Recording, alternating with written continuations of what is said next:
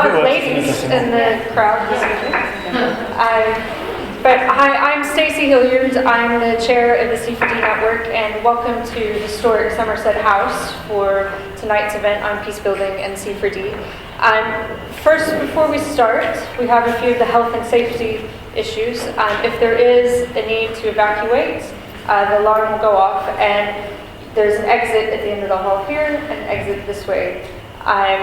You do not need a pass to go down the lift, so if you need to leave for any other reason, you can just take the lift down. If you need to use the toilets, they're at the end of the hall here on your left and to your left. And also, I'd like to say a big thank you to the C4D London group who pulled everything together tonight. Francis, Agata, Esha, who's downstairs, and Liz, who's bringing the photos as well from SaferWorld, and everybody's help from the speakers in pulling this together. It's going to be a fantastic event, so if we could just thank you in a normal way. And you'll also, we have our fellows here tonight. They'll be mingling around. They might be asking me to interview you for the website, so don't be surprised if somebody comes up with wants to video you for anything. We will be having drinks and Tom's after the event to continue the discussion there, and I'll hand it over to Francis to start. Okay, thanks, Stacey. Thank you all for coming as well. I know it's been a bit difficult, for some of you probably, to get here.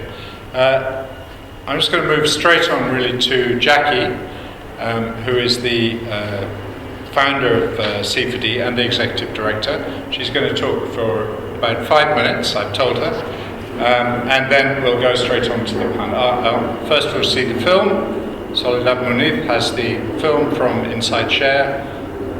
Simon Moore from SaferWorld will go next, then Gemma Ferguson from Equal Access, and John Martin from Pan Arts.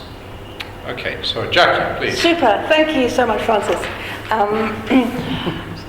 And the photos are here, so we'll just let that happen. Well done, well done. The easels in here. And I'll just give you a little bit of background. Welcome. The C4D Network is an open and inclusive network for anybody who's interested in the power of communications within development. So many of you are members. Those who aren't, you are so welcome to join. It's growing rapidly. It's quite rigorously, professionally, quality assured. We spend a lot of time on making sure that it is a network that is useful to all of us in the very niche of communication for development. But it is very open. We're just launching our first regional hub in Kenya. Next month, we've got a staff person in a host organization, which is AMWIC, which is Association of Women in Media in Kenya. So we're very happy about that. We've got country chapters and all that. But tonight is all about C4D and peacebuilding. And this is very close to our hearts. We've got a partnership with UNICEF C4D division in New York, and hopefully their colleagues are joining us on the Google Hangouts right now, and we're recording for people to be able to view after the event. This is the first partnership that the network has got, the first project in many ways that the network, so all of us collectively have, and there's a number of outputs, but essentially it's about spending time as a community trying to pull together what is the available evidence about the power of communication for development in a particular sector. And this sector, in this instance, is peacebuilding in a very broad understanding of peacebuilding, conflict resolution, work against gender-based violence, and in the round. So we're very excited. It's quite challenging as the network is really, very modest, and we have a small secretariat in Oxford.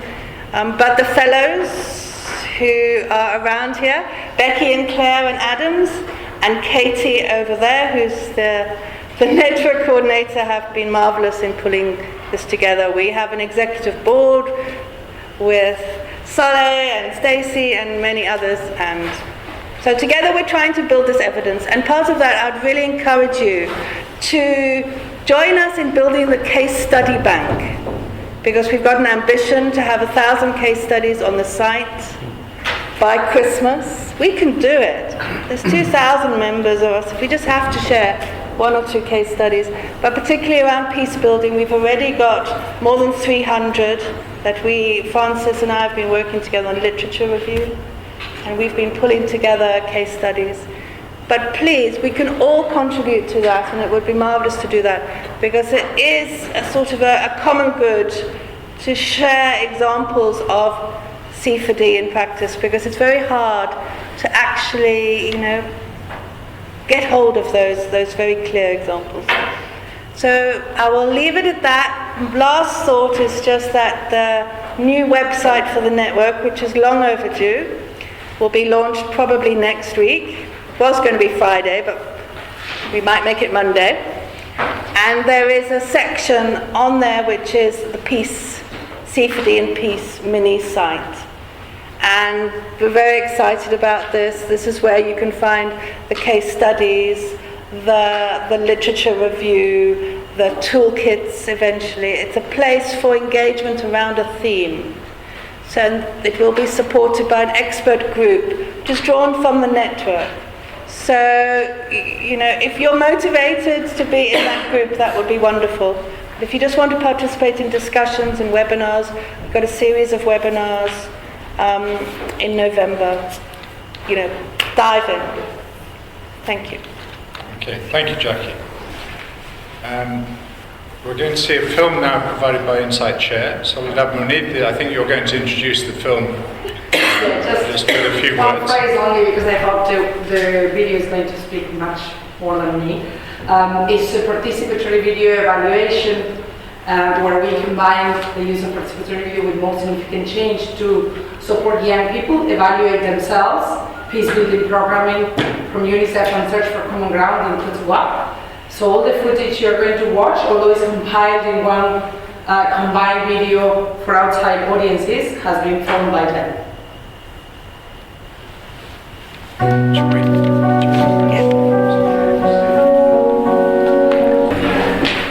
Okay, thank you very much, Soledad.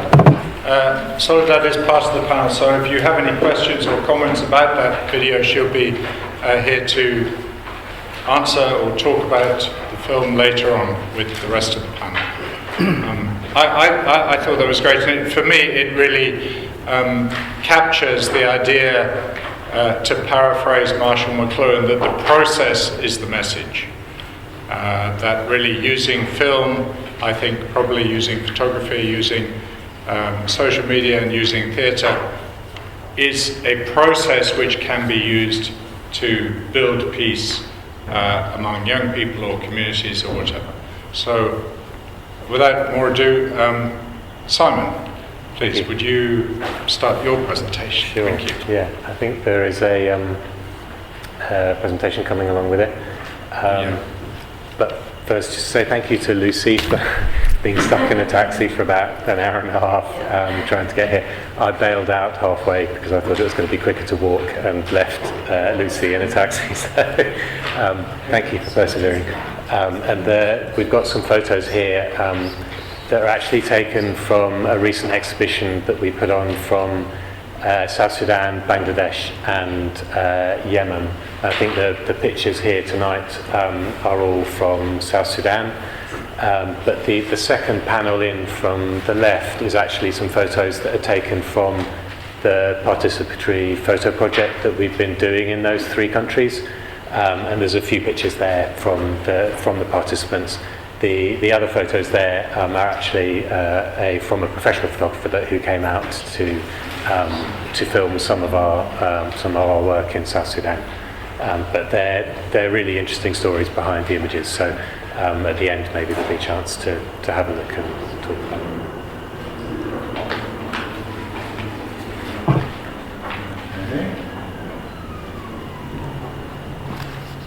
Sorry, the computer's having a problem finding the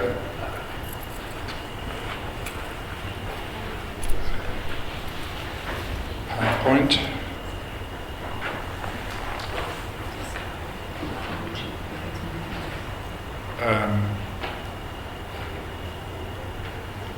Okay, Well, so we'll leave I'll it just for a get- minute. Yeah, I'll just please. get started, that's fine. Okay. I'm Simon Moore. I work for SaferWorld, and probably many of you know SaferWorld, but we conflict prevention and peacebuilding organisation and work in around 20 or so different country contexts. My background, I've sort of worked for a number of different NGOs over the years. I've always had an interest in photography. I know we've got a couple of ex-professional photographers in the audience.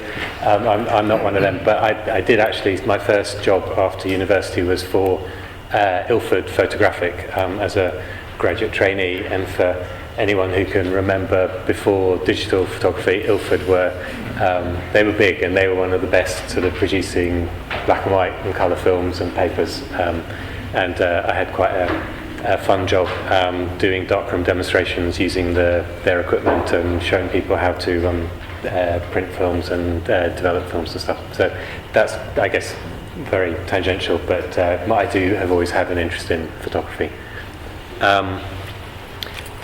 My first kind of involvement with a sort of, and I should say, yeah, so tonight I'm here to talk about photography in peacebuilding, and kind of specifically about SaferWorld's attempts to use participatory photography in some of our peacebuilding work. And the first time I was sort of involved with participatory photography was actually while I worked for the International HIV/AIDS Alliance, and we did a project actually in Ecuador, India and Cambodia to do this participatory photo project, giving some training and cameras to people who were living with HIV to take photographs that sort of told the story of their lives living with HIV, and it was very much a kind of short-term project with the idea of giving a voice to some people who aren't normally heard, and with an advocacy kind of objective as well, to be able to get these voices up to policymakers, and also to enable some of those participants to actually also get to meet policymakers and kind of put their views forward themselves.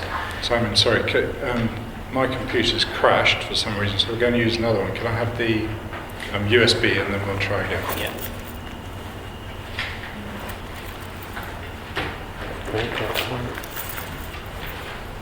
Okay, thanks.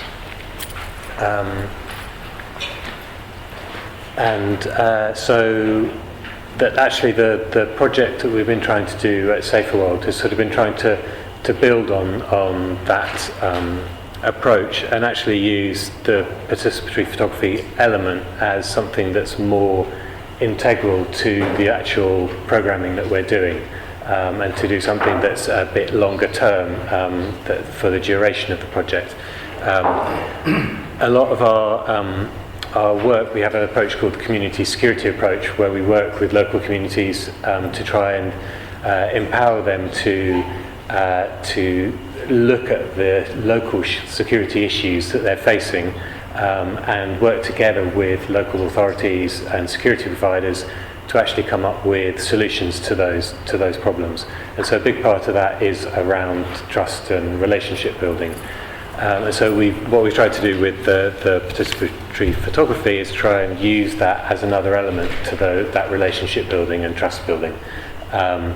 And so really trying to use it over time as a way of building trust and relationships, but also as sort of part of the documentation and almost M&E cycle as well, so that the people involved in the project are also actually documenting the work that the community is doing, and documenting the changes that are going on in their communities, and also using that to be able to advocate to local authorities and security providers to bring about change as well. In I suppose the country we're most advanced is in Bangladesh, where the project's been running for about probably 18 months or so now. And it really, one of the really good things about it is that it's become really an integral part of the wider community security program. And the participants who are specifically doing the photography element, they're also working with people who are on our community action committees, which were these groups that were set up as part of the wider project to take action on their local security issues. And so there's interaction between those groups, and the photographers are kind of seen as a resource as well, really, by the action committees, who are using the evidence and the photographs that they're taking to actually then advocate to local authorities and security providers, and also to kind of document the change that's going on. If we had the presentation, I had a short clip of one of the participants from Bangladesh who talks a little bit about the project, but we can maybe come back to that. So the other countries that we've been trialling this kind of approach in have been South Sudan and Yemen. And we held workshops with partners, and then workshops with the participants. In South Sudan it was in 2013, and in Yemen it was last year. Unfortunately, in both those countries the situation has got considerably worse since, and the photo project specifically is on hold at the moment, but we hope to be able to kind of restart that when the situation improves. We're actually about to start another project in Armenia and Azerbaijan, where we have again a sort of community security project that's trying to raise awareness of the common concerns that exist on both sides of the border, and use the photography as a way to highlight those shared concerns, and also over time to try and work against some of the negative stereotypes that are on both sides.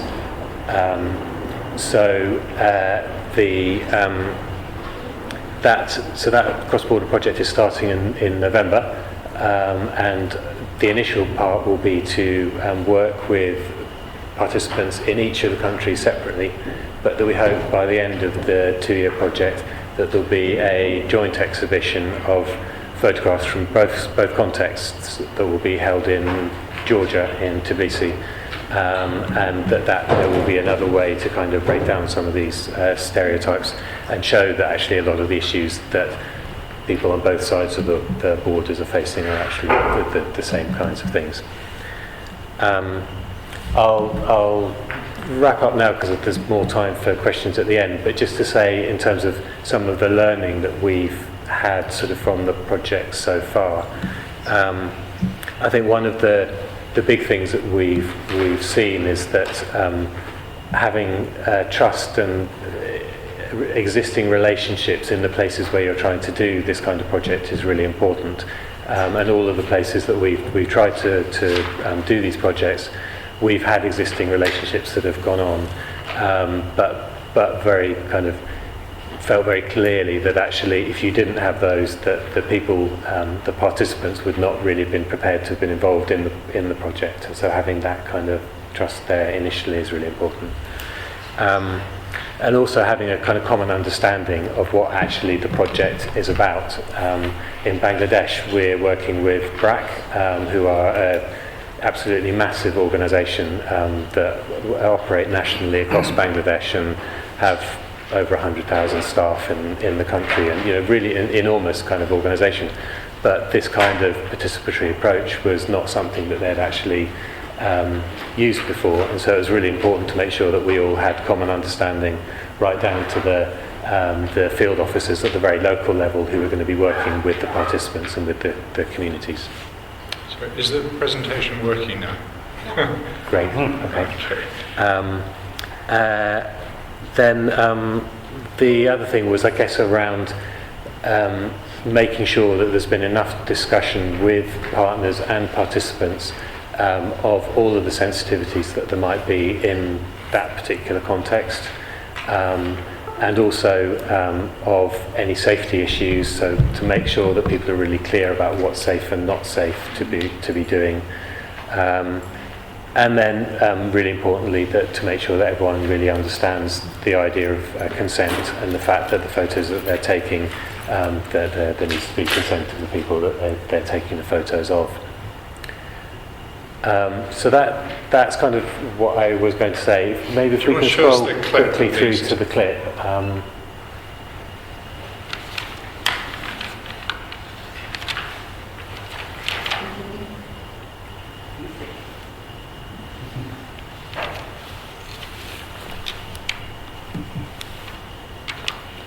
Should be the next one. It should start playing straight away. To plug in the speaker, turn it on.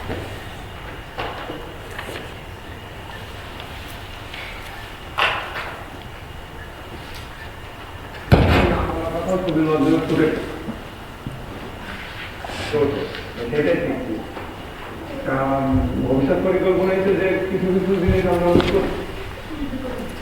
মানুষের কীভাবে বোঝানো যায় একটা ছবির মাধ্যমে একটা আজকে খুব ভালো হয়েছে অনেক কিছু শিখছি ক্যামেরা ছবি তোলা সম্পর্কে আগে আমরা ছবি তুলতাম কিন্তু একটা ছবি তুললে একটা মানুষের কিছু না বলার কথাও ছবির মাধ্যমে ফুটে ওঠে সেইটাই শিখছি ভবিষ্যৎ পরিকল্পনা হচ্ছে যে কিছু কিছু জিনিস আমরা মুখ করতে পারি এই জিনিসগুলো ছবি তুলে ছবির মাধ্যমে আমরা আপনাদের কাছে পাঠিয়ে দিব এবং আপনারা ওয়ার্ল্ড বিশ্বব্যাপী এবং আমাদের যেন একটু বুঝে যে কিছু কিছু কাজ না করে কথা না বলে কিছু কিছু কাজ ছবির মাধ্যমে হয় এবং আমরা এটাই বোঝাইতে চাবো এবং আমাদের এলাকাকে আরও উন্নত করতে চাই একটাই জিনিস দিয়ে এটা হচ্ছে ছবি তুলবো এবং ভালো সব দিক দিয়ে তুলে আমরা বিবেচনা করে আমাদের এলাকা প্রশাসন এবং আপনাদের আমরা এখানে আসছি আমাদের এখানে কমিটির লোকজন দিয়ে বড় ভাই সিনিয়র ভাই যারা অফিসার আছে তাদের কাছে প্রকল্প এবং তারা বিষয়টা হ্যান্ডেল করবে আশা করা যায় আমাদের এলাকায় যে প্রবলেমগুলো আছে সেগুলো সলভ হয়ে যাবে খুব ইমিডিয়েটলি খুব সলভ হয়ে যাবে Okay, I'm sorry that the presentation didn't work. But anyway, thank you very much, Simon. So our next speaker, we're going to wait for the end before we have questions or comments. Otherwise, I think one person may take up all the time for questions. So I'd like to move on to Gemma Ferguson from Equal Access. Hi. I hope your presentation works, Gemma. Loaded up. Just while it's being loaded up, I'll just give a brief introduction. My name's Gemma Ferguson. I work for Equal Access. They're a communication for development INGO headquartered in San Francisco, but with field offices across Asia, Africa, the Middle East. The mainstay of what Equal Access does is radio. That was what we started with, but we also do film, theatre and social media. The main thing I think that is Equal Access is, I guess, our methodology is that media on its own is not enough. It's about media and community mobilization. It's about finding ways to get very local voices onto the national broadcaster. So although we have our offices based in the capital cities and we broadcast usually on the national government broadcaster or FM stations, we always set up a mechanism that allows us to, either through listener groups or through community reporters, allows us to gather stories, voices, and basically have things driven from that way. I'm talking about social media in Peacebuilding today. Just a small disclaimer, I'm going to do an entire social media presentation without really talking about Twitter or Facebook. Apologies if you were expecting Twitter or Facebook. Equal Access has Facebook pages, our country offices tweet, but in terms of a tool that we have found that's useful in peacebuilding, it's in the countries and the context that we work in, it's not our most valuable tool. So what I mean by social media is the use of technologies, aside from radio, that enable dialogue and social interaction.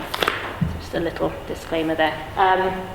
So I'm going to talk a little bit, it's going to be a very brief overview and then during questions, you're more than welcome to dig deep into anything. But it's going to be looking a bit at social media as a platform, as a multiplier, and as an M&E tool. It's not one thing that we do. It's not one tool. It's not one output. It's basically how we use different forms and different kind of media to support our programming and create dialogues. So the next slide, please. So the platform. This is probably the closest to sort of traditional social media that we get, but in many ways is potentially the least, the one that I will focus on least of all. But basically, Equal Access have developed a number of different online platforms to promote our work that we do. You can see from the top one and the bottom one, Kadam for Kadam is a program that we have in Pakistan, and they have a website that goes with that program that basically promotes the peaceful message. So it's another platform for the dialogue to happen on. It's more of a one-way out thing. It's more talking about what the program, you can access the program, you can listen again. It has small campaigns, a bit like the one that you can see the picture. We all have a right to peace. So it gives a bit of a face to the program, but it's very much out messaging. The same with the bottom one, which is part Arewa 24, is a 24-hour satellite TV channel for young people in northern Nigeria. It's the first time that they've had something Hausa speaking, and it's about 60% original content. And so again, it's a very youth urban audience that listen to that. So they really appreciate having a website that they can go to and kind of interact with. That's where Twitter and Facebook have been most effective for us. But also is, and something that I feel more passionate about, is creating a platform that enables others to have a voice. And so Mirror Report is something that we did in Nepal. It's citizen journalism. And what we did is we created it in a participatory way. We didn't create a website and then give it to people. We worked with existing bloggers, found the need, and basically it's just a place for dialogue. And I think particularly with Peacebuilding, it's just really important to give tools for dialogue and exchange to happen. And in that way, just by participating in something or being able to put a blog forward or comment on someone else's blog and just better understand and process whatever it is that your country's been through or that you've been through is a really powerful tool. So as Francis was saying, it's more about the process of doing something as opposed to the actual blog that comes out of it. But we've been lucky with that one, and I think that's the key with social media is to make it participatory from the start, to feel ownership of it. Now it is fully self-sustaining. Bloggers from all over Nepal use it, comments on it, videos on it, whatever they want to do, it's their site. So that's been a great way of using social media as a platform. And there's no particular dialogue that has to happen, it's everything. But obviously the country's going through so many changes at the moment that this is a great area for people to kind of air their views on that. Next one. This is more kind of the basis of what Equal Access does. So this is social media more as a multiplier. And in this sense, we're talking more about SMS and IVR. So all of the radio programs have these tools involved in them so that people can... We've got the programming tool in terms of sending messages, advising us on basically getting the public will together around whatever the topic of the program is, and the piece, polling, questions, comments, those sort of things from everybody. Then you've got the mobilizing tool, which is basically encouraging people into action. So using SMS, and we use a lot more IVR. Recently there's a new platform called Voter Mobile, which we've been using a lot, which enables us to basically have a very robust IVR system where people can call in, listen to particular segments of the show that they're interested in, they can leave messages, and just this ability to dialogue. Again, I mean, I'm basically going to be saying pretty much the same thing every time, but it's about the opportunity to dialogue, it's about the opportunity to listen to something and to process it and then to feed back on it, and through that to better understand your own situation and to better understand whatever the topic is that's being talked about on air. with both IVR and with SMS, they've been outstandingly popular in our program in Niger. When we started the IVR system, we got over 2,500 calls. It was a free phone number in the first 2 months. And it was just very interesting to kind of pick up on what it was that was igniting people's, especially young people's interest. There was a lot around religious tolerance in the drama that we were doing. There was a sheikh that was returning who had very non-tolerant views, and people were dying to phone up and kind of leave their views about this sheikh and what's he going to do to the community. And we've worked so hard to bring this non-existent community into a more peaceful understanding that this sheikh comes back. It's just, and that ability to kind of interact, I think, is really important when you're doing something like peace building. I know that it's been talked about a lot in various other ways of media, but peace building, I think, is it's a process of communicating and dialogue and change and exchange. And then something called that we've named Feeding Forward, which is basically all of our programming and the direction that it goes is all based on this feedback that we receive, either through SMS or IVR, or I've included a little picture there of our community reporters, because that was what we did before there was social media. Before you could get directly into somebody's hand, we would send our local community reporters, people from that community, out to collect voices, to collect stories, to collect feedback that would then be pushed back into the program. And it means that the program can be reactive to the issues, but it also means that people feel like there's that trust there that you do need if you're going to be tackling these very difficult issues. Some of the programming in Niger and Chad is around countering violence and extremism, and that is really difficult topics to bring up, so you really have to kind of have trust and also enable people to be angry or to be whatever they need to be at the program, and that's where social media works for us.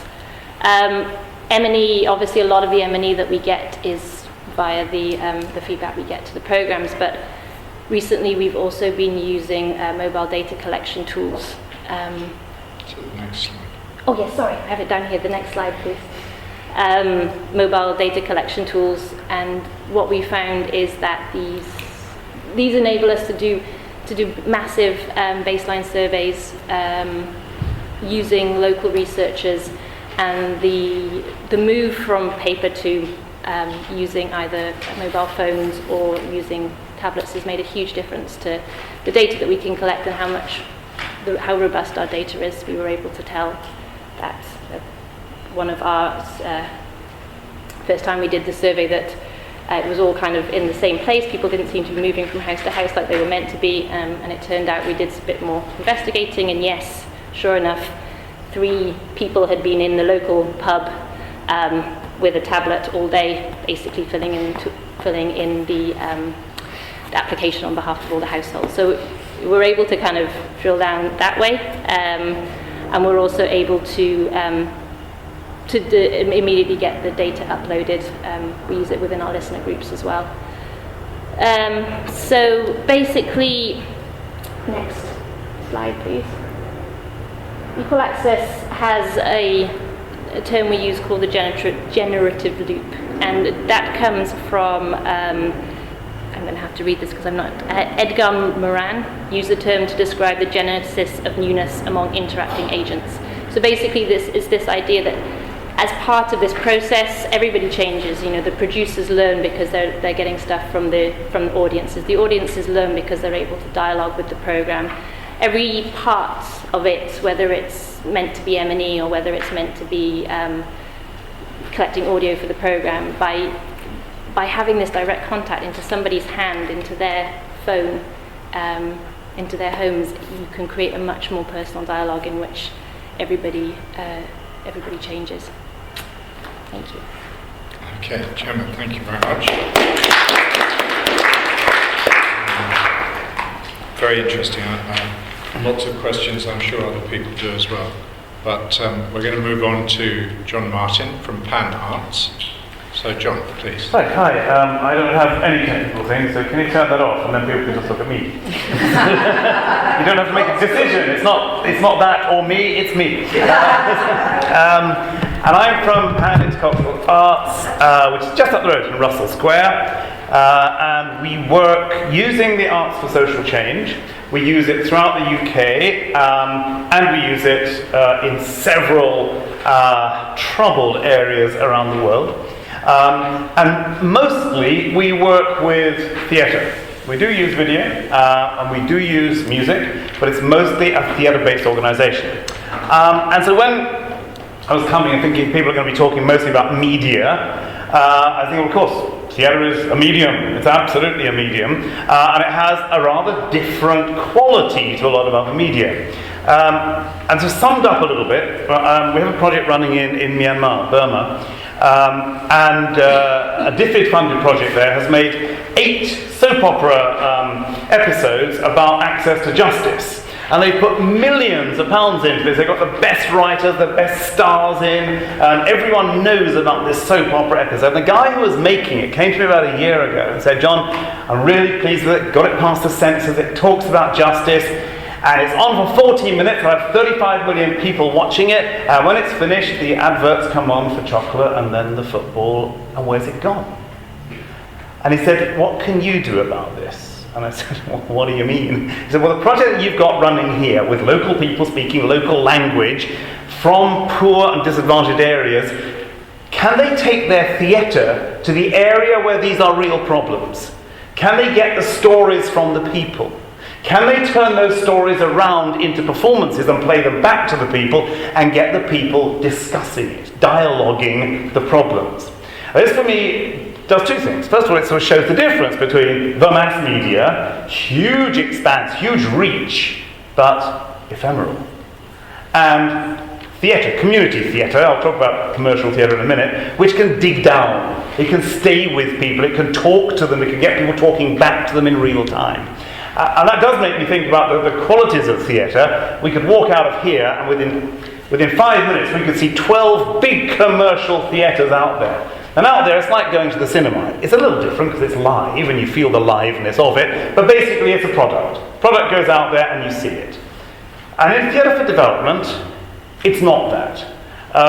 There are so many things about the theatre which are not product. It might get to a product, but the product's not the end point. The product's a springboard to get people dialoguing and discussing.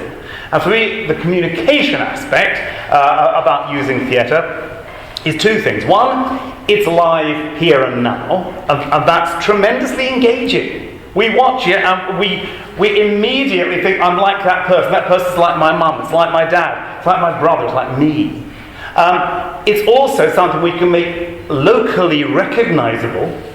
So if we were to do a theatre workshop in this room and find what common issues and problems we have, we could make a play about our problems, play it back to ourselves, and see ourselves in this moment, which a lot of things don't do because they have to take more general views of things. And the third thing I think about theatre for development, and many of you will have come across interactive theatre and forum theatre as a way of working, is that there's actually 2 things about forum theatre. It's run not by outsiders like me, it's run by peers. So for good theatre to work in development, it can't be done by nice white university educated people from outside. It's got to be done by local people who know the problems. And I don't mean nice university educated people in Myanmar or Pakistan. I mean people from the slums, people who deal with runaways, people who deal with HIV/AIDS problems. They've got to do it so the people who watch the play say, that's like me, he's like me. I immediately recognise he's talking my language. And I'm going to talk about 2 examples of this because we do an awful lot of work which I could talk about, but I'm going to narrow it down a bit to sort of conflict, the peacekeeping, because we do a lot of other work on rehabilitation of trafficked women, of victims of torture, those sorts of things. I'm going to talk specifically about 2 projects around violence that we work on. And one is in Sri Lanka. And when the war was coming to an end in the eastern province of Sri Lanka, we were called in to train local people to become a theatre group called Shakti, which means strength in Sanskrit and derivative languages from Sanskrit. And it was made up of half Tamil, it was on the border area between the Tamil-speaking area and the Sinhala-speaking area. It was made up of half Tamil, half Sinhala speakers who came together.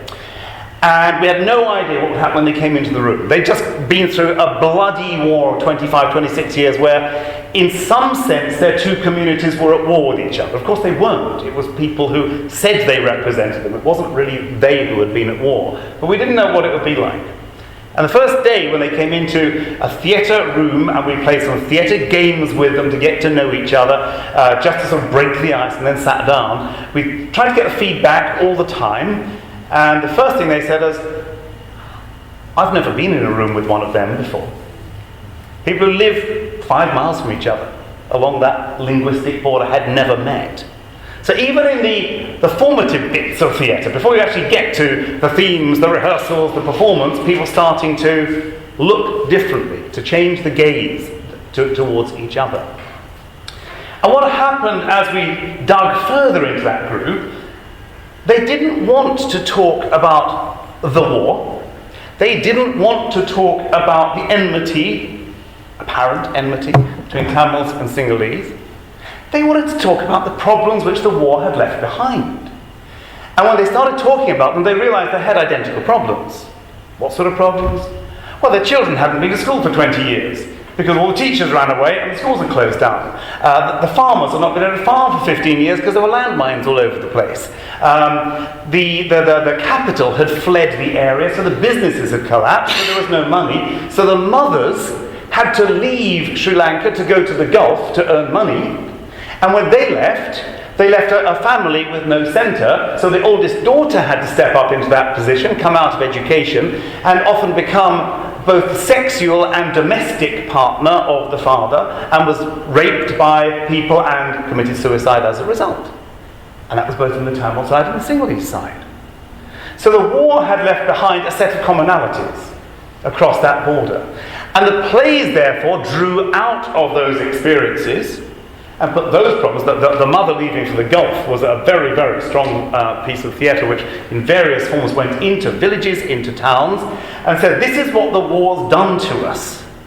We've got to this stage. How can we make it different? And for those of you who don't know about forum theatre, what it does is it plays a play which shows the worst possible scenario. Short play. And then it says to the audience, okay guys, do you want it to finish like that? And obviously the majority are going to say no. So it's okay, well, you get to change it. You get to watch this play again and to stop it at any moment and to come up on stage and do what you think should be done to stop that ending happening. So you've got to be thinking, what would I do if I were in that situation? How could I change this? How can we rehearse an alternative future for ourselves? So, I haven't got long to talk, but I just want to say that project was so successful, both in a bilingual system and then in monolingual to the two areas, that it spawned 6 other groups around Sri Lanka. One of which I'll just briefly mention because it's after the war completely finished. And as some of you will probably remember, there were these camps set up by the Sri Lankan government. Depends which side you're on, what you call them, whether they were rehabilitation camps or concentration camps. But at the end of it, we set up a group with a group of Tamils who had all been labelled LTTE, Tamil Tiger Combatants, and had come out of those camps, and they set up a theatre group. So people who very probably, not definitely, very probably 3 years before had been out there in the killing fields, had become actors. And they went out to the community and said, well, what's wrong? What's going on in our communities that's not right? Now the war's over, how can we build a peace and not just sit and mull over 30 years of terror? And the first play that I saw them do, when we set them up, I went away, they chose their themes, was not something about the other, it was about mobile phones. Because as Sri Lanka opened up and business was sort of seeded back into the war-torn areas, the mobile phone companies are always there, aren't they? They want to make money, so everyone had a mobile phone. What happened with the mobile phones? There was a thing called missed call syndrome. A missed call syndrome was men phoning randomly until they got a woman on the other end. And then secondly, we're from an NGO, we're giving out free computers, we'd love to come round and give you a demonstration. And you can guess the rest. It ends up in, sometimes in genuine seduction, and marriages breaking down because of this, and sometimes in rape, and even gang rape. So the play was about missed call syndrome. And I saw it performed in front of 400 college students who, when they realised what the play was about, were on their feet screaming at the character, watch out for him, don't let him do it. It was amazing. These were kids who came in their nice white uniforms and green ties and were up there screaming that this mustn't happen. Sri Lanka's still going on, a lot of that work. I want to just take a bit closer to home, up the road in Camden. We have a project called Weapon of Choice. And that means choice is your weapon. It also means, of course, weapon of choice, because we've got a group of young people, mostly boys, but some girls, who are very, very close to gun and knife crime, gang criminality. Several of them have been stabbed, several of them have got missing fingers, scars, they've lost brothers, they've been in hospital, and some of them have been doing the shooting and the stabbing as well. And they have come together to form this theatre group, which uses their stories. And what they do is they try and make plays about the moments when they made decisions which led to the crime which came out of it. And they play those back to people, and using forum theatre again, invite people to say, where would you do it differently? And that's now growing. They don't do the plays anymore. They go and work with kids in pupil referral units, youth offending services, who are in danger of or have already committed crimes of violence. And they say, right, out of your stories we're going to make a play. So these kids who are raw in criminality make plays about their own stories. They play them back to their peers, to their key workers, their case workers, their teachers, their parents sometimes. And they get people, including themselves, to suggest, by coming up on stage and playing out alternatives, how could we avoid the guns, the knives, the murders, the prison, the drugs, the deaths. And it's working incredibly well. They've just made a film, so coming back to finish with media, they made a film about it. Because we realised we can only get to 20 kids at a time over a 10-week period to do this. It's intensive work. How can we also show the process and take it out to others? So we've now made a film which can show to 100 kids at a time and have an interactive workshop at the end of it. So we're constantly playing around with sort of theatre, which is, by definition, small. How can it get bigger? Because we can't train hundreds and hundreds of actors.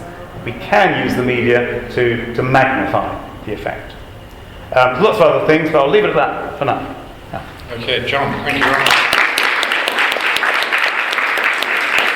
I'd like to do a clap for Simon as well, but I forgot before to clap Simon. Okay, thank you very much, all of you. Do we have any questions or comments from you? Yes.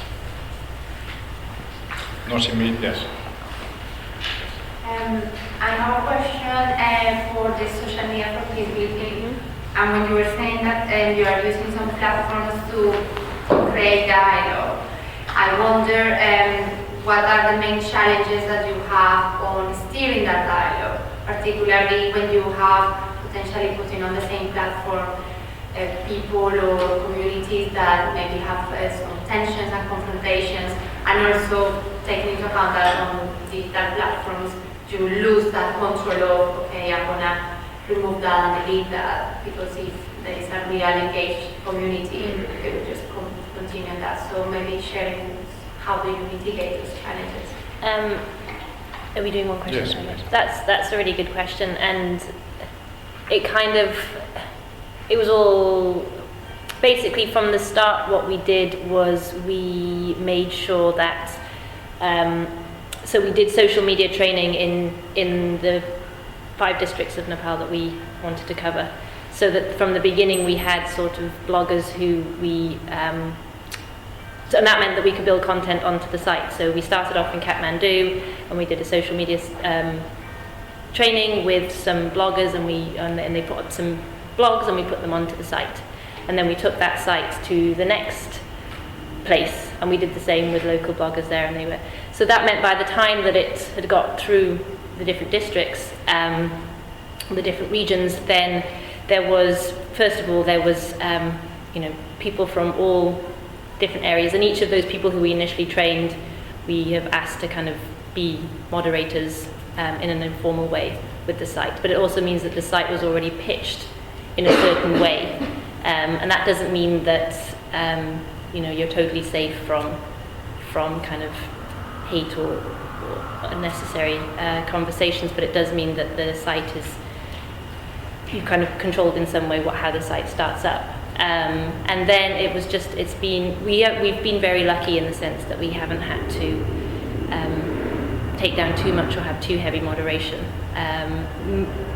Maybe a part of that is, who has access and how the access works in terms of, there's only certain people who have, who know how to blog, who have access to a computer, and it's just turned out that those are the kind of people who have the same views about things. Differing views, but yes, are able to put themselves forward in a way that isn't hate-driven. But it is something, once you create something, because the idea of the site is to pass it over to people to say, this is your site, do what you can with it, but at the same time to make sure that it's moderated, and also just to encourage people to moderate each other, and to self-moderate as much as they can.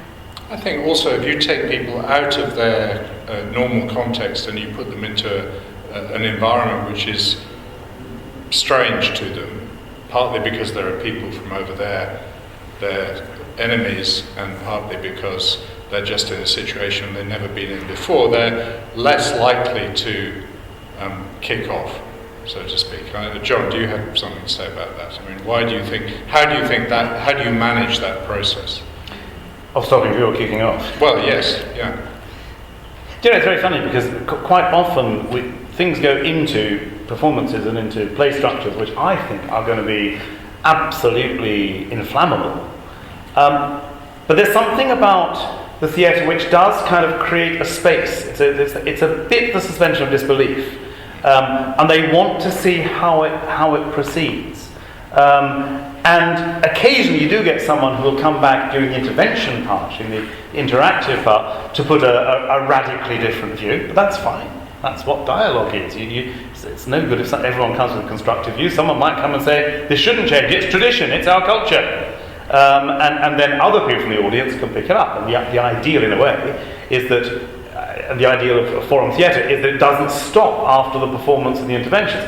It goes on in their heads, it goes on when they talk to each other, it goes on in the community, so that there's a dialoguing, a foruming, which carries on. So we've never had some major problems with that. And when they do, the key is ask the audience, what do they think? There's no experts in this. There's no outside. I often don't go, or I stand very far away, because it's got to be the people talking about their own issues and coming to their own conclusions.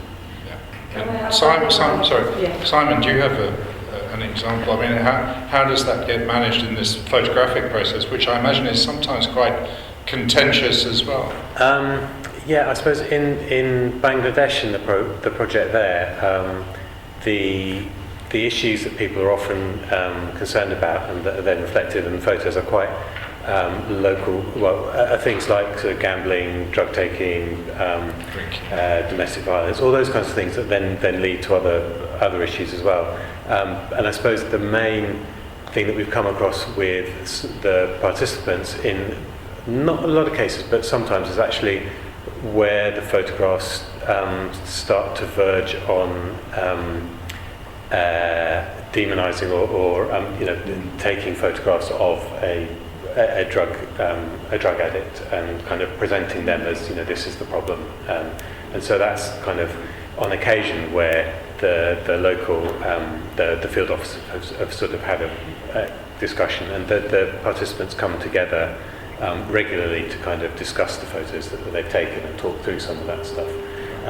But I suppose that's one area where we've seen some flags that are kind of quite more difficult to deal with, because obviously that is the idea. It's a managed process, though. Yeah. Soledad. So why don't you come and sit here? Yes, sorry. No, I wanted to also give an example when I think I agree with them in terms that in the process you get this safe space, but at the beginning it's not always the first time, in the first days, let's say, to create immediately that space if you have in the room people who have problems with each other.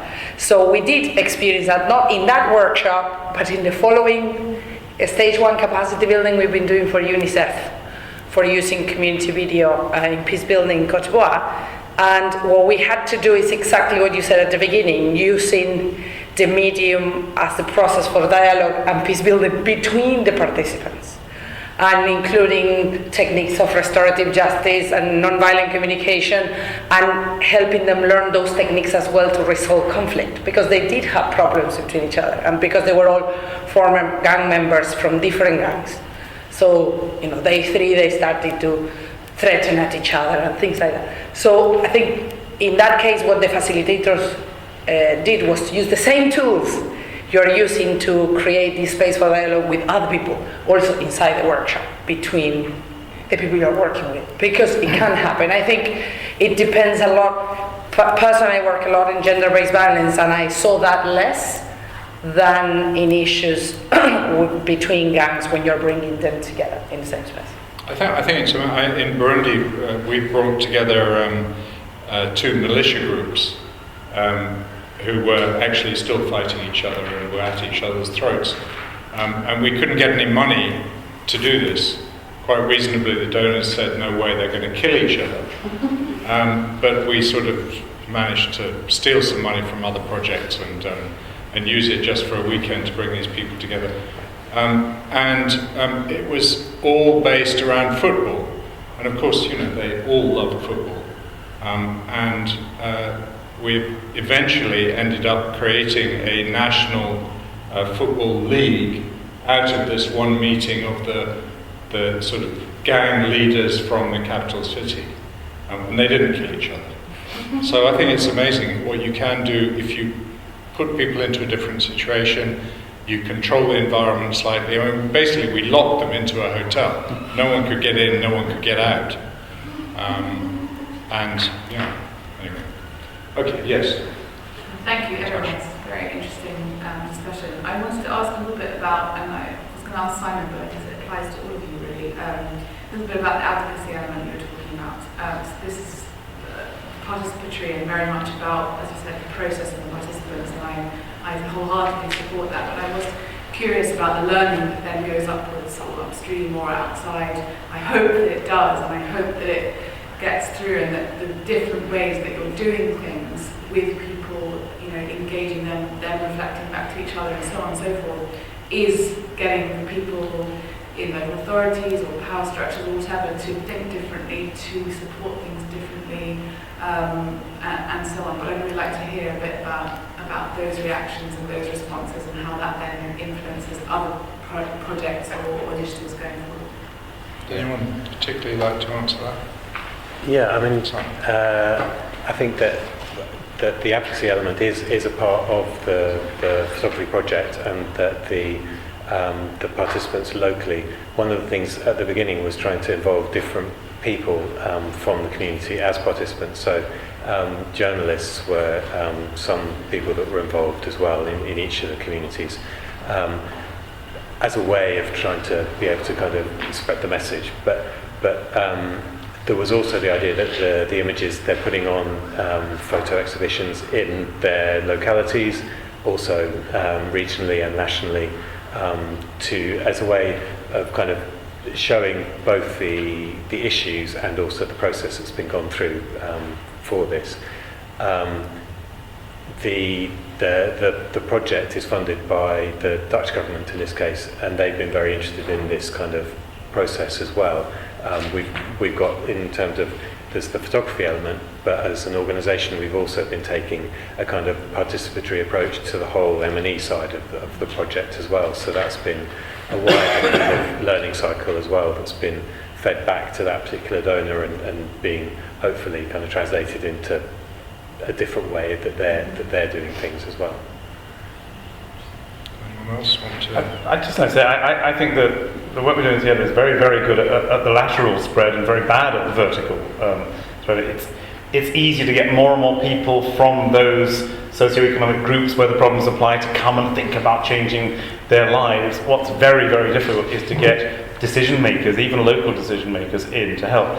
We have done it from time to time, and in Sri Lanka, in the project I was describing, the local police took it on because they realised this was something which was going to sort of get people away from the tension areas into the rebuilding areas. So they actually commissioned some performances to be put on in villages where we hadn't previously got, in more dangerous areas. But just yesterday we were at New Scotland Yard showing a film we've made about joint enterprise, which is a law here which is seen as hugely unjust by young people, because by being in the gang or in the car with people who go and commit a murder, you are also guilty of committing murder. And a lot of young people don't know about this. So our film is about awareness raising.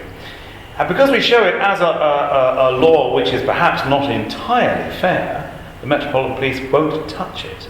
Because they say it's got to be seen as a good law. If you don't show it as a good law, we're not going to sort of give you our contacts to put it into schools. So sometimes, by being real, by taking real people's real reactions, and that's how people see this law, if you're a young kid growing up in Camden, you can't get the verticality and get to the decision makers because they reject some of those facts on the ground. Although, Simon, I think you've involved police in some of your photographic yeah, that's right. I mean, we actually in South Sudan, in the initial round of the project, we had involved some local police, and that was specifically to try and get buy-in from the local authorities and the security services to really engage with the project and at a base level to allow it to happen, I suppose. But also then that once they were involved in the project, that meant that actually instead of people taking photographs in this small town in South Sudan, which would have been pretty unheard of and quite dangerous, because the local authorities were involved and police officers were involved, actually it became something that was more kind of celebrated and everyone knew it was going on and they were really kind of interested in it and keen to sort of see what was going on. So, yeah. I wanted to give another perspective. In our case, that was a tool for young people to evaluate programming. For me, what was really interesting was these final products. So there are videos who they created just for local audiences, which are multiple, and then this final video which was for external audiences. But the young people had the editorial control. So they decided what was going to be in this video. We edited in terms of understanding external audiences, but with their choices. And it was really interesting that UNICEF, the communication person at UNICEF at the beginning was a little bit apprehensive and thinking on, hang on a minute, are we going to have problems on social protection and particularly child protection issues, because they are naming institutions in the video, which supposedly, like the institution in schools, where recruit these young people. So they can have problems later on, like somebody sees them on the video and is going to go back to them and threaten them, whatever. So they wanted to take that part out of the video. And then we went back to the young people and they were like, no, they can't do that. So we mediated a session between the young people and UNICEF, where they explained why they wanted it, why it was fundamental, why it didn't threaten their safety in a way, and it wouldn't have consequences in the sense that they officially were already being part of this youth movement for peace. So for me, that was really interesting process where UNICEF was happy to follow young people's perspective, which is not really easy. And child protection, I think, it's a contentious field where we have our perspective from the West, and it's not always the same everywhere in the world. So I felt that was really interesting process in terms of advocating how they want to represent themselves and what they want to say about issues. Yeah. Thank you. Yes. It was interesting to hear about using football as a lure to draw people together, but I'd be interested to hear from other people about how did you get people to communities to take the very first step to come together for the first time with people from different parts of the social divide. Chairman, would you like to try and tackle that I mean, I think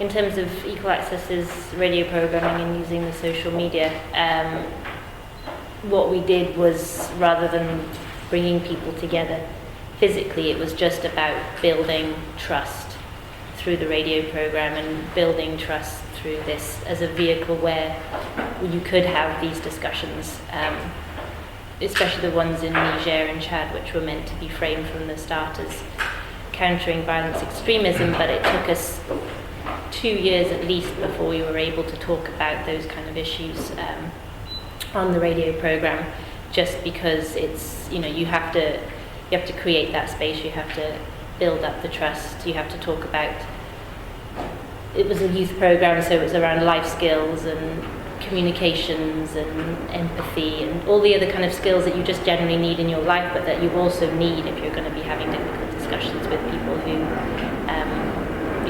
between communities or around issues that, people just aren't comfortable talking about in their country or in their community. So I think that approach, and then being able to continuously have feedback and voices of people, either through the IVR or through the SMS. So that's in some ways a little bit safer, because you do have a little bit of protection. You're not directly there in the room, but you're able to put forward your views and your ideas. I suppose the truth is that people don't really come together in these situations because they really see the other as the enemy and dangerous, or not even as a real human being. And so there has to be a mediator, if you like, which is, SaferWorld or Pan Arts or Equal Access or Inside Share or one of these other organisations that does this work. And it's really quite rare that, at least in my experience, that people who have been fighting come together just without some kind of catalyst. But maybe other people I think have another idea. if it's not, a mediator in that way, it's about common problems, like you were saying. It's about bringing people together. It's not talking about the issue at hand. It's talking about commonalities as opposed to differences, which I think but makes there's still it a catalyst, which would be Pan Arts. So I think the last would be, you need a lot of time, and you need a safe space, and without those you can't go anywhere, unless you go through institutions. So work that we started off in South Sudan used an existing theatre company, and they took on our methodologies, and then they said the only safe place we can do plays around tribalism and other tricky subjects are in schools, in secondary schools. So they've started 20 drama groups in secondary schools looking at issues of tribalism, because schools are deemed as safe, and you're not going to suddenly, unless you're very unlucky, get people sort of coming in and challenging what you're doing. But an interesting coda to that is that the very last thing I think was said when I left the project before they went into the schools, one of the older women in the group said, just remember everybody, when we go into the schools, only use first names. So if you use your family name, they know which tribe you belong to, and you've instantly got half the room against you and half of the room for you, and you're just replicating the conflict. But by being first name only, it's a pretty good chance that they don't immediately place you, which I thought was a very wise observation to do just before they started.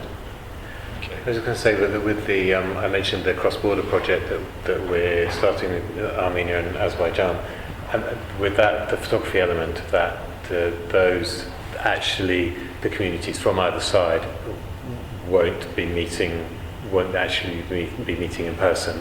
That would need to be a lot longer to kind of get to that point, but the project can get each of those communities to be looking at the photographs that both sides of the border are taking and seeing the similarities and the common problems that they're showing on within both sets of communities. So although they're not actually coming together, it is still a way of actually getting them to think about the fact that they have these same problems and that the situations are similar on either side.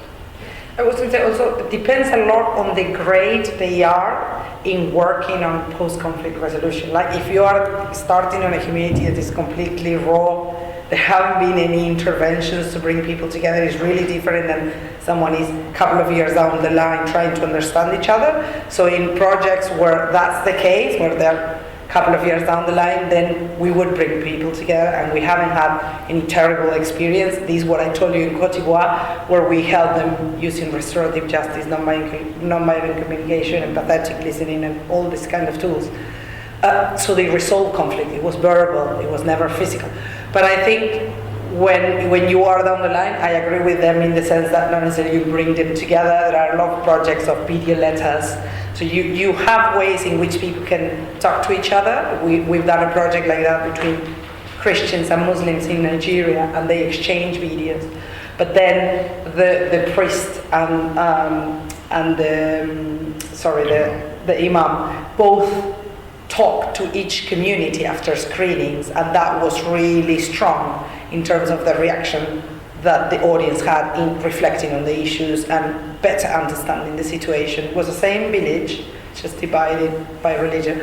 So it was quite interesting because in the end they started to discuss the real issues, which was not religion, was land rights and other problems. So I think it's mostly analyzing those communities you're trying to help, at what stage are they in terms of resolving issues. Media obviously is one of those things that can be used when communities are extremely divided and can't actually speak to each other directly, to allow some kind of conversation to take place, as Gemma was saying. Yes?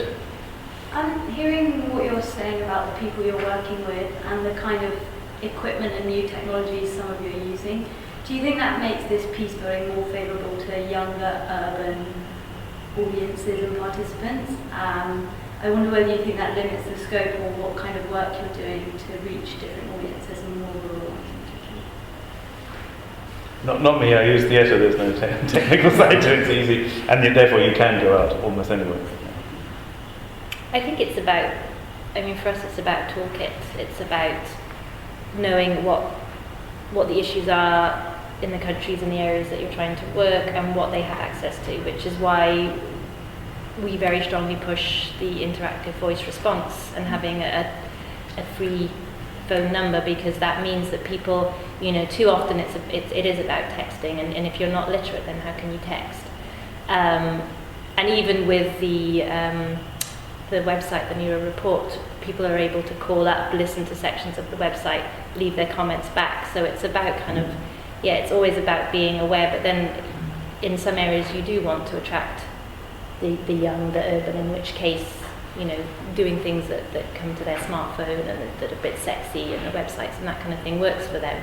But I think, it's all about, and sometimes, like I said, none of that works, and it's about the community reporter. It's about a person from the community with a very basic piece of audio collection saying, next week on the show we've got this person, do you have a question or do you have any comments? And just not putting all your eggs in one basket, and just basically, pulling from a toolkit of things that you can use. Simon, do you have anything to add? I guess the photography project hasn't been reliant on particularly advanced equipment. I guess the level of technology needed is not particularly big. What we found more, the problems that we've encountered are just sort of the quite dull and mundane kind of issues of how you actually file all of this stuff that's coming in, and how people do that in a way that makes sense to other people to be able to share, and how you get kind of the caption information for the images as well stored in a way that sort of works. So it's been those kinds of quite practical things that have been taken long to work through, rather than the technology, which is obviously the cameras that we looked at were ones that would be kind of the fairly simple but tough ones that could work in difficult environments, and setting up people within the communities who had points for people to be able to download the images, for them to be able to recharge the phones and those kinds of things. But it was fairly simple setup that could work in any environment, really. Okay. I've lost my watch. Can anyone tell me the time? Yes. Oh, it's there. What's the time? Almost 8:30. Okay. I think we just got time for one more question. Thank you. Okay. Yes, Judy. Oh, thank you very much. The return of the watch. Yes. Thank you very much. My question is very quick. Could you please share some of the best practices on how you measure change of communications programming? Because it's something that we've been struggling ourselves, and it's very hard to prove your work to the donors sometimes. So how do you do that, especially in Peacebuilding, where the change is so incremental and slow that it's so hard to pinpoint exactly what it is that you did to contribute to that eventual. I thought you said it was a quick question. That's another evening. Well, okay, John, as you've started. We struggle with this. We struggle, and our donors struggle with how they want us to report on it. I was at a conference recently where someone from the Arts Council here was saying, we used to really like the stories, the case studies, the critical mass of case studies. Then Excel spreadsheet was invented, and we all became Excel spreadsheet experts, and so we all went into figures and data collection. And now we're realizing that the data collection's a load of bollocks. And we want stories again. And that was the word he used. And he said, now we want to go back to stories. Of course, some data's good, but we know how you can manipulate data. The stories, as long as you're telling the story honestly, is a story. And one story doesn't prove it, but maybe 100 at least point in a direction. So we're constantly sort of going between those two extremes and trying to do the no data without stories, no stories without data sort of mantra. But we do find it very, very difficult, I have to say. I must say, I think social media has been a real boon in this regard, because you can do all kinds of measurements on social, on Twitter and Facebook and so on, which you could never ever do before. But Soledad, do you? Yeah, I think we had the previous panel was actually on C4D and measuring impact. And I think you have all the extremes. We personally struggle with the numbers much more than the qualitative. So far, we've been lucky that our donors are pro the qualitative. So obviously, we provide basic numbers, but no, these big impact assessments with randomized controlled trials and all the rest. I think. Do you remember the name of the author from Australia who recently gave a talk for the Australian chapter? Sorry? I knew you were going to ask that. It's I think it's Leslie, but I can't remember her surname. Well, the Australian chapter wrote a blog. A blog about it. So basically, it's a recent book, has been out last year on the problems of evaluating communication for development. I actually liked it a lot, the book, because it touches on the problems of using traditional M&E tools to measure this, and thinking that it's much more about participation and qualitative, because if that's the process, you can't suddenly measure everything with a survey. You can get some results, yes, you can get some numbers, but that doesn't necessarily tell you the reality. So it proposes a lot of other, much more process-related methods to look at, how to compare the assumptions you have in your theory of change into what happened in reality, and using stories or using many other much more qualitative methods, which personally I like much more. But I do think it's a problem, and it depends a lot on the donor and how satisfied they are with different kind of data. Gemma? Yeah, I mean, it's going to be the same story again and again. We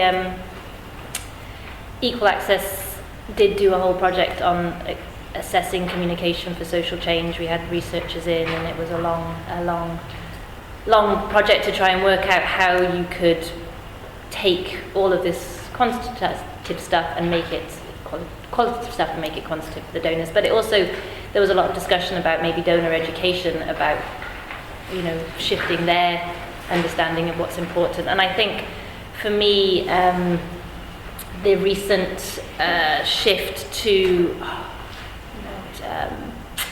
my brain's gone, where you basically, what I'd like to see, love to see, want to see, that mapping process that's coming in now. I think IFID are quite behind that. And for me, when it comes to media projects, that's a great way of doing it, because that is about starting with the change and to naming it at the beginning, these changes that you want to see, and acknowledging that some won't happen in the course of the project. And then from that change, you then work your way backwards to where you are and what you'll do, and everything is focused towards the changes you want to see, and thinking of all of the different actors that you want to have impacts on and what would change look to them, because it's going to look different to everybody. Completely forgotten the name of the technique, but it's the one that everyone's been doing at the moment. And those sort of approaches, I think it's about continually having dialogue between practitioners and also with donors about how all of this works, and to push the advantages of things like most significant change and participatory evaluation.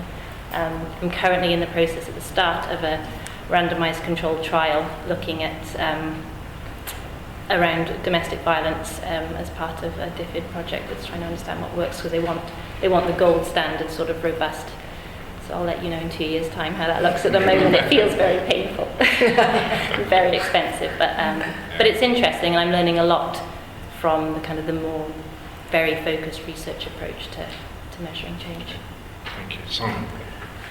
I suppose just to add that one of the kind of internal processes that we're trying to use is, because so much of it is about changes in behaviour, that actually getting teams to come together every quarter in what we kind of call outcome harvesting, to just actually discuss what's happened, but based around the idea of what people have done differently. So actually just trying to think through in their particular area, their particular program, whatever kind of work or area of the work it is, just who's done what differently, and then a little bit like you were saying, going back from there and actually working out what evidence you can then find for that and what that's come from. But just really trying to get people to think about that kind of process of behaviour change and what people have done differently. All right, thank you very much indeed. Stacey, I don't know whether you want to just say a final word before we finish. Thank you for coming. I guess that's really about it. Thank you again to the panel, to the C4D London group that helped organize tonight. If you would like to stick around, continue the conversation, talk more about measuring how you actually measure the impact of social change and programs, we can do that down in the bar, which is probably best done over a drink anyway. So it's just take the lift all the way down. You don't need a pass. So if you just go down to the ground floor, Tom's bar is down there, and we'll be joining you down there. But also please take a look at the SaferWorld photos in the back. They're pretty spectacular. So once again, thank you to the panel.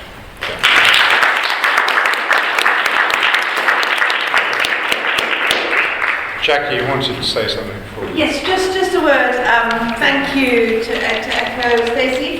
And thanks to Francis for being such an able chair and for being so instrumental in organising this. Thank you so much. Just to tell you that in February, so there's some good advance notice, on World Radio Day, which we do with SOAS. I don't know if you've been, it's sort of started to be quite a significant event in the London calendar for us. It's World Radio Day, and in that week we're doing a full day with SOAS on radio and peacebuilding. And there's going to be an exhibition, like last time, of practitioners, but this time with a little bit more focus and a little more opportunity to actually showcase what different organisations do with different aspects of communication and peacebuilding. And there'll be more audio gathering, and then there's a plenary sort of panel discussion in the evening. And there's a student morning, and also for any emerging talent who wants to come. And just those sessions will be still on C4D and peacebuilding, but a little bit more from the point of view of people coming into the sector and career development and stuff. So we'll share that date with you, but I think it's around about the 11th of February. So 13th. 13th. Okay, so the actual day is on a Saturday, so we're having it on the Wednesday of next week. Thank you. There is a little evaluation, if you've got 5 minutes to fill it in, of the event, and just leave it on your chair. Thank you very much. Thank you. Yes, I thought it was really good. Thank you. I think it was lovely, so they wrote. Yes. I thought it was great. Lovely photos. Yeah,